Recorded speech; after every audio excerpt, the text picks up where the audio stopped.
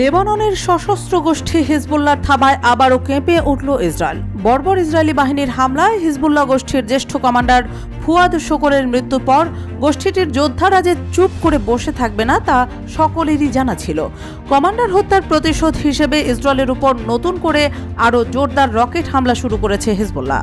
তবে শুধু কমান্ডার হত্যা নয়, ইরানে হামাসের রাজনৈতিক বিভাগের প্রধান ইসমাইল হানিয়াকে হত্যার জের ধরেও ইসরায়েলের উপর দফায় দফায় প্রবল ক্ষোভ ছাড়ছে গোষ্ঠীটি।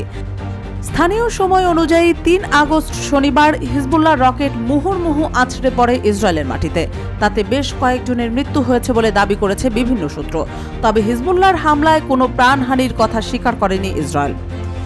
এদিকে উক্ত হামলার দায় স্বীকার করে হিজবুল্লাহ জানিয়েছে, ইসরায়েলের কয়েকজন সাধারণ নাগরিকও এই হামলায় প্রাণ হারিয়েছেন। যদিও ইসরায়েলের দাবি, তাদের অত্যাধুনিক আয়রন ডোম সিস্টেমের মাধ্যমে হিজবুল্লাহর ছোড়া অধিকাংশ রকেট মাটি ছোঁয়ার আগেই গুড়িয়ে দেওয়া হয়েছে। হিজবুল্লাহর তরফ থেকে হামলার কারণ হিসেবে হানিয়া হত্যার কথা উল্লেখ করা হয়নি। তারা জানিয়েছেন, সম্প্রতি লেবাননের 2 গ্রামে ইসরায়েলের রকেট বর্ষণ এবং হিজবুল্লাহর সামরিক বাহিনীর সিনিয়র কমান্ডারকে হত্যার বদলা নিতে এই হামলা চালানো হয়েছে। আগামী দিনে আরও বড় হামলার হুঁশিয়ারিও দিয়েছে হিজবুল্লাহ। উল্লেখ্য যে ইসরায়েল ও ফিলিস্তিনি প্রতিরোধ আন্দোলন হামাসের মধ্যে যুদ্ধ এখনো চলমান। সক্রিয়ভাবে হামাসের পাশে দাঁড়িয়ে ইসরায়েলকে প্রবলভাবে আক্রমণের মাধ্যমে নাকানি চুবানি খাওয়াচ্ছে লেবাননের হিজবুল্লাহ এবং ইয়েমেনের হুতি গোষ্ঠী। সাম্প্রতিক ঘটনাবলী পশ্চিম এশিয়ার যুদ্ধের চিত্র অনেকটা বদলে দিয়েছে। ইরানে হামাসের রাজনৈতিক বিভাগের প্রধান ইসমাইল হানিয়াকে হত্যার পর সংঘাত আরও তীব্রতর রূপ ধারণ করেছে। পশ্চিম এশিয়ায় নতুন সংঘাত আরও প্রকট হতে চলেছে বলে আশঙ্কা করছেন পর্যবেক্ষকরা।